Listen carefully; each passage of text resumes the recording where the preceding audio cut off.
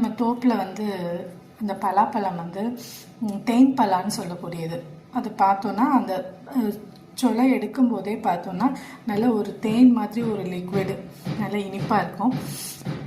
அதனால பக்கத்து தோப்பு அவங்கெல்லாம் கூட எங்கள் தோப்பில் தான் வந்து கேட்பாங்க, நான் வந்து ஒரு பழம் கொடுங்க அப்படின்னு. அந்தளவுக்கு டேஸ்ட்டாக இருக்கும்.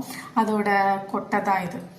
இது வந்து ஒரு 2 to 3 days வந்து நல்லா காய வச்சுருக்கேன். அப்போ தான் மேலே இருக்க தோல் எடுக்க முடியும் நம்மளால். தோல் எடுத்துட்டா தான் இது மாதிரி உரிச்சி இதில் வச்சுருக்கேன். இது வந்து நம்ம குழம்பு வைக்கலாம், இல்லைன்னா வறுத்து சாப்பிட்லாம், இல்லைன்னா வேக வச்சு சாப்பிட்லாம்.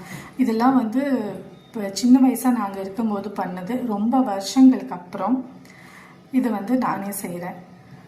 கடைக்கு போனோன்னா நம்ம சொலை வாங்கி சாப்பிடும்போது அதில் வந்து படிக்கணக்கில் விற்பாங்க இந்த பலாக்கொட்டை. இதை வந்து ஒரு குக்கரில் ஒரு 2 விசில் 3 விசில் இல்லைன்னா வந்து பானையில் போட்டு கூட வேக வைக்கலாம். அது வந்து கொஞ்சம் கேஸ் கன்சியூம் ஆகும் அப்படின்றதுனால வந்து குக்கரில் வச்சிடுறது.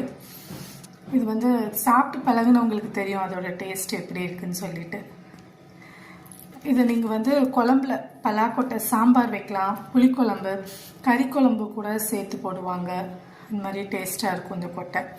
இது வந்து ரொம்ப ட்ரையாக இருக்கிறதுனால நம்ம வந்து கொஞ்சம் நேரம் தண்ணியில் ஊற வச்சுக்கலாம், ஒரு 1 hour சமையலுக்கு முன்னாடி. அப்போ வந்து அந்த ஃப்ரெஷ்னஸ் கிடைக்கும். நன்றி, வணக்கம்.